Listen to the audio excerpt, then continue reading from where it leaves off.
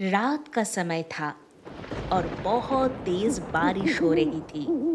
उस बारिश में सौरभ अपनी पत्नी चारुलता और अपनी बेटी सास्ती के साथ जा रहे होते हैं। ये क्या जी? कितनी तेज बारिश अचानक से ही कहाँ से होने लग गई? मैंने इसीलिए तुम्हें पहले ही कहा था कि हम मौसा जी की यहाँ ही रुक जाते हैं, लेकिन तुमने मेरी बात ही नहीं मानी। उस तेज बारिश में जैसे तैसे वो तीनों जा ही रहे होते हैं कि तभी अचानक मैं तो ठीक हूँ, पर ये जी रुकिए, हमारी बेटी सास्ती कहाँ गई? अभी तो यहीं पर थी और हमारे साथ ही चल रही थी। ये तुम क्या कह रही हो चारुलता?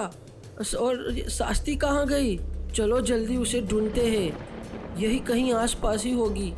जिसके बाद सौरभ और चारुलता दोनों ही सास्ती को ढूंढने लग जाते हैं, पर वो कहीं नहीं मिलती।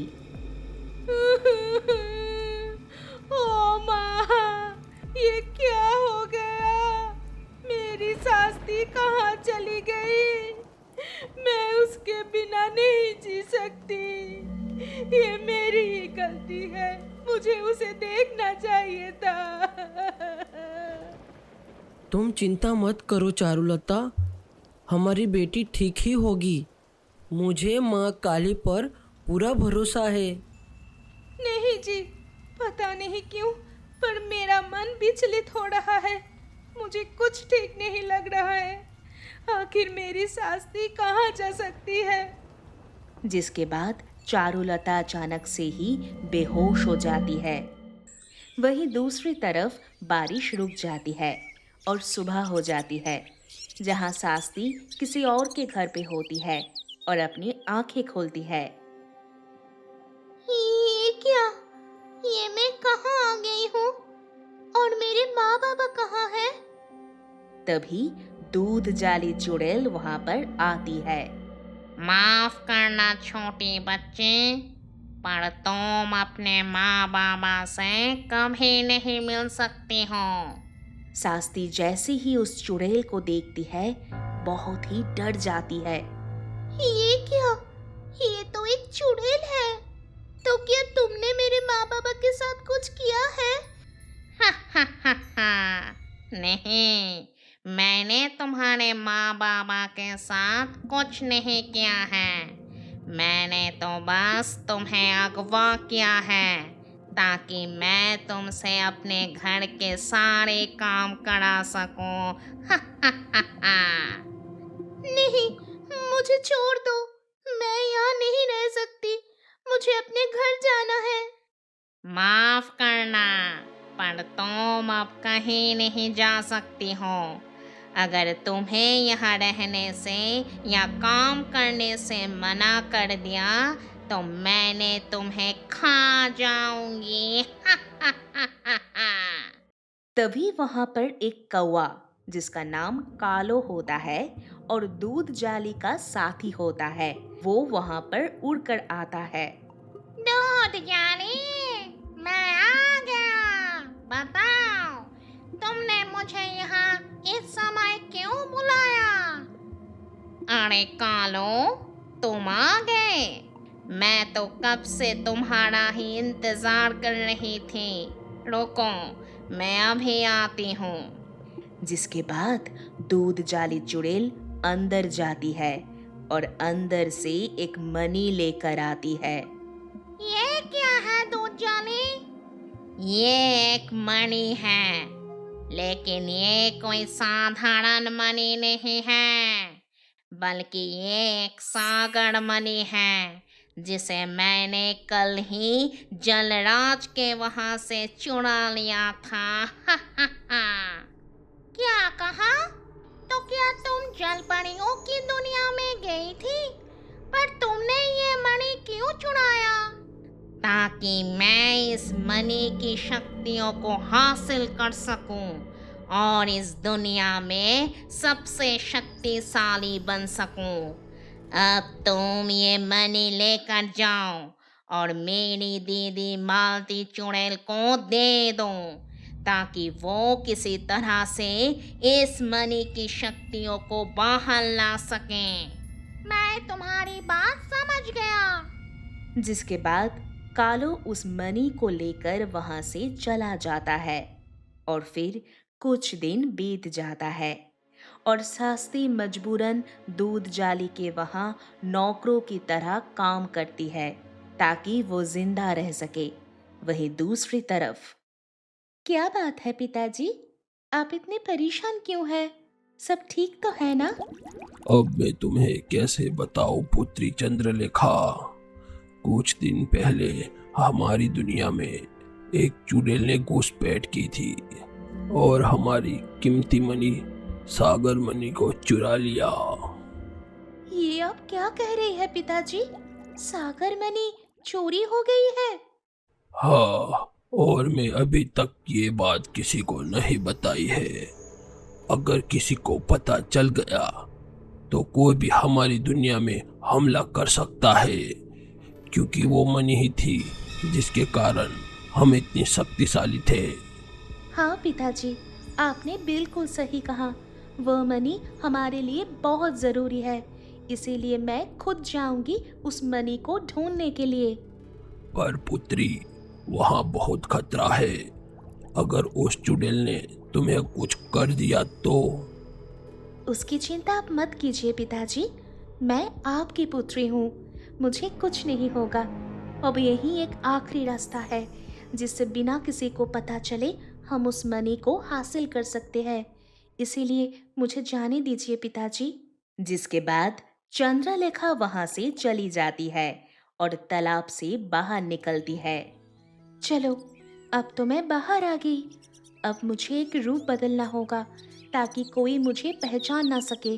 जिसके बाद चंद्रलेखा एक छोटी बच्ची का रूप ले लेती है और जंगल में घूमने लगती है। अरे ये क्या? ये तो एक छोटी बच्ची है, लेकिन ये इस खतरनाक जंगल में अकेला क्या कर रही है?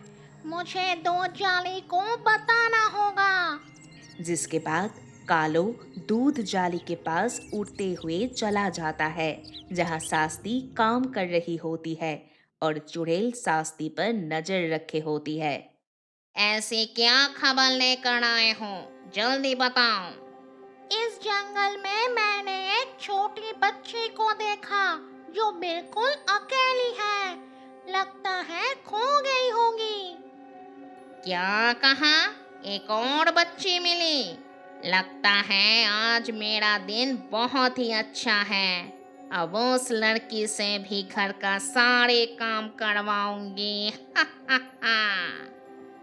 सास्ती चुड़ैल की बात सुनकर उसे बहुत बुरा लगता है और वो कहती है, नहीं चुड़ैल, रुक जाओ, तुम प्लीज उसे कुछ मत करना।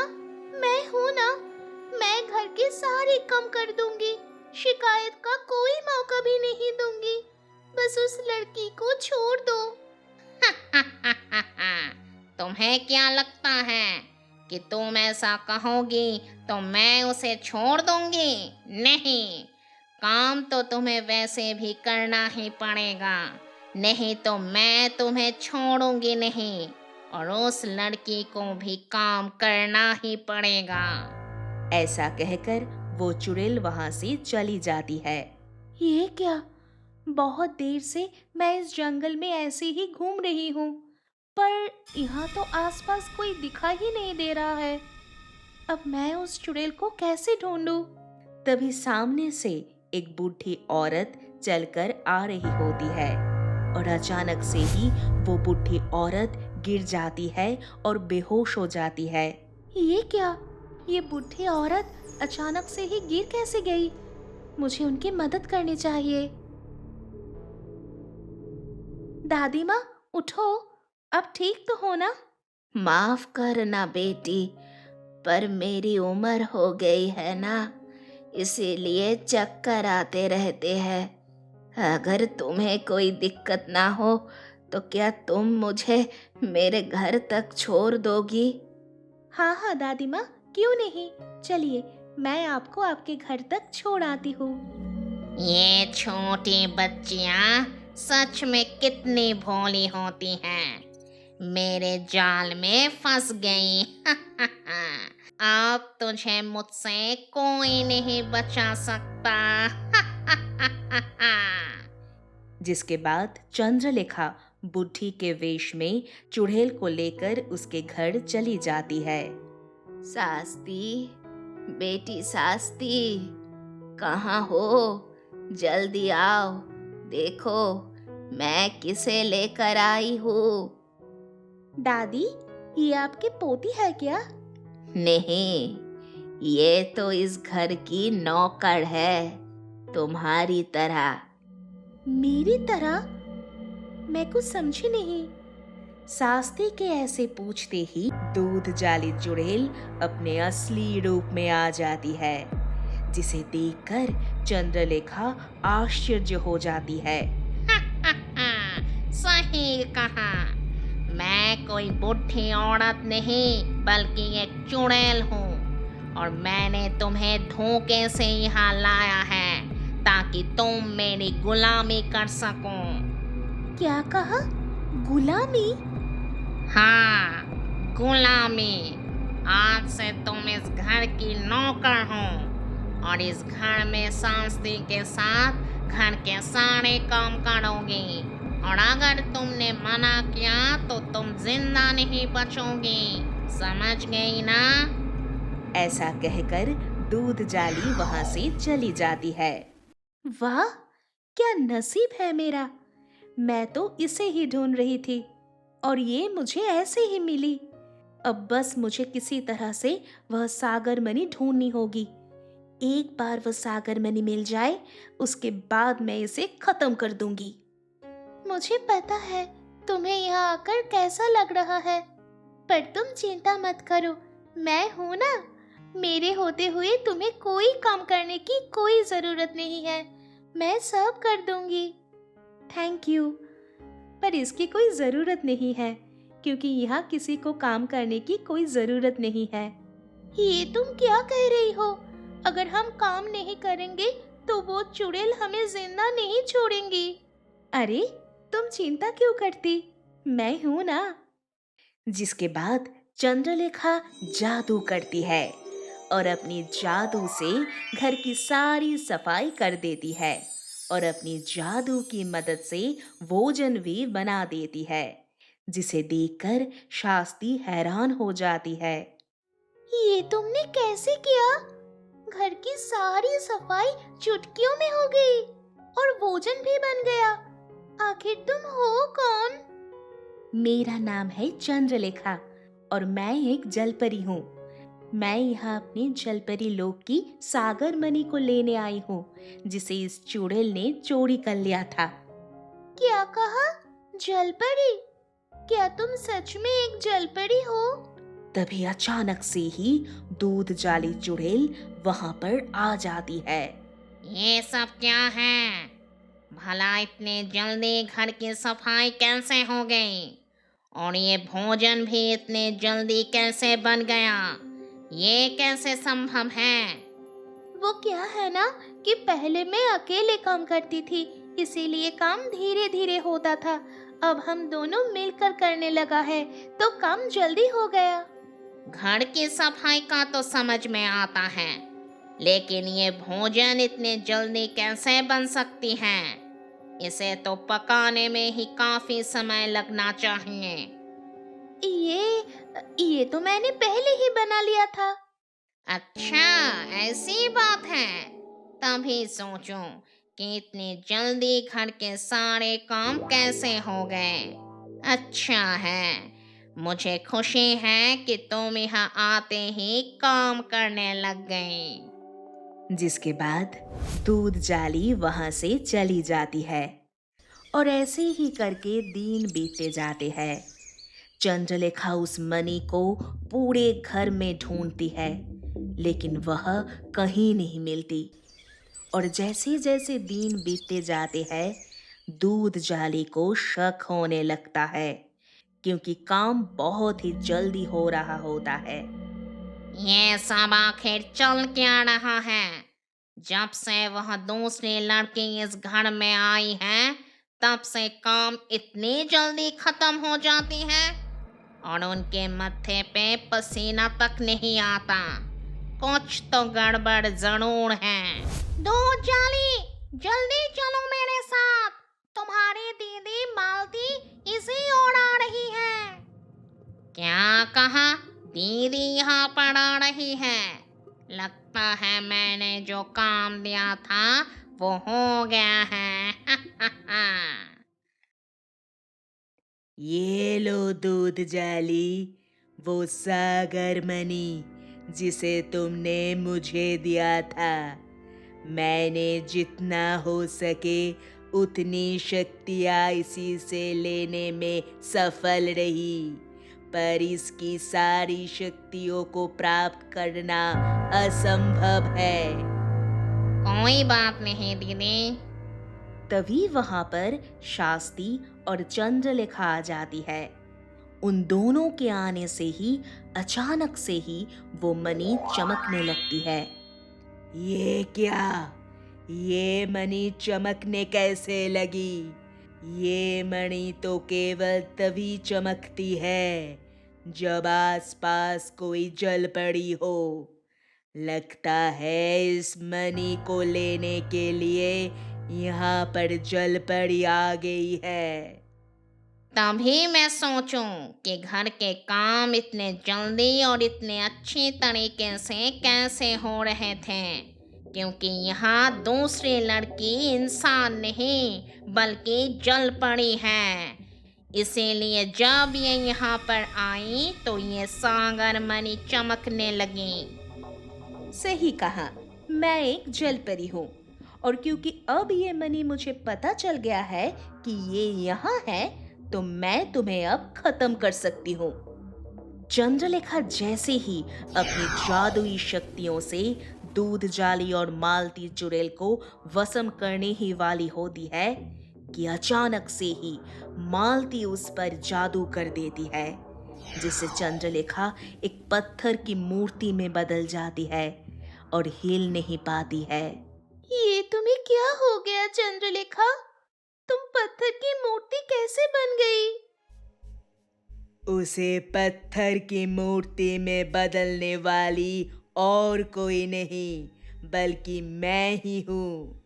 मैंने इसे सागर मणि से जो शक्तियाँ प्राप्त की है, उसी की मदद से मैंने चंद्रलेखा को पत्थर की मूर्ति में बदल दिया है।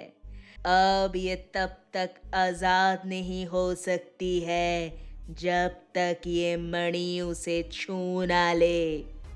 जिसके बाद मालती चुड़ैल वहां से चली जाती है। कालो, ये लो सागर मणि।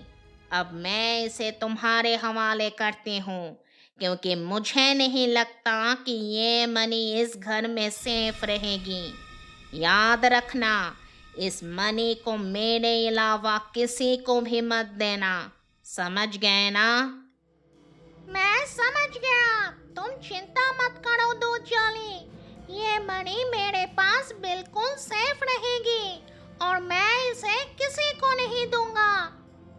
ऐसा कहते ही कालो वहां से चला जाता है और कुछ दिन बीत जाता है। मुझे माफ कर देना, मैं कमजोर हूँ, इसीलिए मैं कुछ नहीं कर पा रही हूँ। अगर मेरे पास भी तुम्हारी जैसी शक्तियाँ होती तो मैं तुम्हें यहाँ से निकल ही लेती। शास्त्री के ऐसा कहते ही अचानक से ही शास्त्री के मन में चंद्रलेखा की आवाज सुनाई मिलती है। तुम्हारे पास कोई शक्तियाँ या जादू नहीं है तो क्या हुआ? तुम फिर भी मुझे मदद कर सकती हो। ये क्या चंद्रलेखा, तुम मूर्ति में बदल गई हो, फिर भी मुझसे बात कर पा रही हो? हाँ, क्योंकि तुमने मेरी मूर्ति को छू कर रखा है। जब तक तुम इस मूर्ति को छू कर रखोगी, तब तक मैं तुमसे बात कर पाऊंगी। अब मेरी बात ध्यान से सुनो। जो मैं कहती हूँ तुम्हें बस वही करना है। जिसके बाद चंद्रलेखा अपने मन की शक्तियों से शास्त्री को अपनी पूरी योजना बताने लगती है। क्या बात है शास्त्री, तुम आज घर से बाहर क्यों घूम रही हो? तुम्हें तो घर पर होना चाहिए। पर मैं तो यहाँ तुमसे ही मिलने आई हूँ। मुझसे मिलने? हाँ, असल में मुझे दूध जाली ने यहाँ भेजा है, वो सागर मनी लेने के लिए। पर सागर मनी लेने तुम्हें क्यों भेजेंगी, जब वो अपने मन की शक्तियों से मुझे बुला सकती है? क्योंकि दूध जाली चाहती है कि तुम इस पूरे जंगल की निगरानी करो। और ऐसे क्यों कहा उन्होंने? असल में अभी दूध जाली चुड़ैल एक तंत्र विद्या करने वाली है, ताकि मनी की शक्तियों को हासिल कर सके। और तुम्हें यहाँ देखना है कि कोई जलपरी या परी जंगल में आकर दूध जाली की तपस्या भंग न कर दे। अच्छा, तो ये बात है। तुम सच तो कह रही हो ना? हाँ, मैं भला झूठ कैसे बोल सकती हूँ? अगर मैंने ऐसा किया तो वो चुड़ैल मुझे नहीं छोड़ेंगी। बात तो तुम्हारी सही है। तो ठीक है, ये लो सागर मनी। जिसके बाद कालो शास्त्री को सागर मनी दे देता है और उसे लेकर वो चली जाती है। जिसके कुछ ही देर बाद दूध जाली चुड़ैल उस रास्ते से गुजर रही थी जहां कालो था। पर शास्त्री ने तो मुझे यही बताया था कि तुमने उसके हाथों सागर मनी मंगवाए हैं, ताकि तुम उसकी शक्तियों को अपनी तपस्या से बाहर निकाल सको। तपस्या? कौन सी तपस्या? ये तुम क्या बकवास कर रहे हो कालो? कालो की ये बात सुनकर दूध जाली समझ जाती है। अरे मूर्ख, ये तूने क्या कर दिया? मैंने कहा था ना कि मेरे अलावा वो सागर मनी तो किसी को मत देना। उसने तुझे झूठ कहा और तुझे मूर्ख बनाकर वह सागर मनी लेकर चली गई। क्या?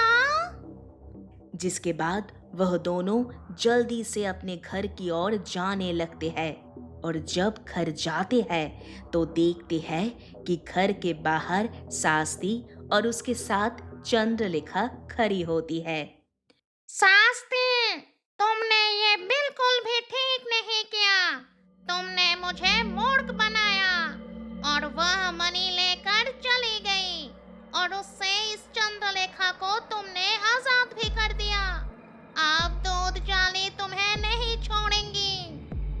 छोड़ूंगी तो अब मैं तुम्हें नहीं, अब तो मेरे पास सागर मनी भी है। अब मुझसे ताकतवर और यहाँ कोई नहीं है। अब तुम नहीं बच सकती दूध जाली। ऐसा कहते ही चंद्रलेखा उस मनी की शक्तियों का इस्तेमाल करके दूध जाली को वशम कर देती है। नहीं, नहीं, ऐसे नहीं हो सकता। मैं ऐसे खत्म नहीं हो सकती हूँ। आहा! ये क्या? यहाँ पर तो दूध जाली ही वशम हो गई। अब मुझे भी भागना चाहिए। तुम्हारा शुक्रिया, तुमने मुझे आजाद किया, जिस वजह से मैं दूध जाली को खत्म कर पाई। अब हमें घर चलना चाहिए। पर हाँ, याद रखना, यहाँ जो कुछ भी हुआ वह किसी और को पता नहीं चलना चाहिए, खासकर मेरे बारे में। समझ गई ना? तुम चिंता मत करो चंद्रलेखा, मैं इस बारे में और तुम्हारे बारे में भी किसी को भी नहीं बताऊंगी। ये मेरा तुमसे प्रॉमिस है। जिसके बाद सब ठीक हो जाता है और वह दोनों ही अपने अपने घर वापस चले जाते हैं। हेलो दोस्तों, आप बड़े होकर कार्टून देखना पसंद करते हो तो अपना नाम अभी ही कमेंट करें। जिन्होंने हमारे चैनल को सब्सक्राइब करके वीडियो में कमेंट किया होगा वही लोगों को चुना जाएगा। तो अभी ही हमारी बेस्ट जलपरी स्टोरी को सब्सक्राइब करें और अभी स्क्रीन पर दिया हुआ वीडियो को पूरे देखिए और लाइक और कमेंट कीजिए।